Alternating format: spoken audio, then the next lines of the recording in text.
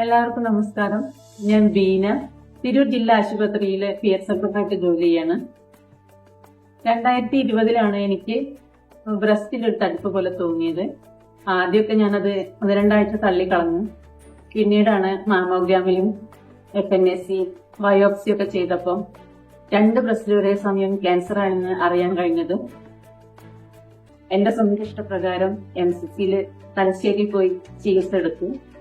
ചികിത്സ എല്ലാം കഴിഞ്ഞ് 1.5 വർഷം ഞാൻ ഫ്രീ ആയിട്ട് നടന്നു. പിന്നീട് ഒരു സ്കാനിങ്ങിലാണ് മനസ്സിലാക്കാൻ കഴിഞ്ഞത് 2ാം തവണ എന്നെ ക്യാൻസർ പിടിച്ചിട്ടുണ്ടെന്ന്.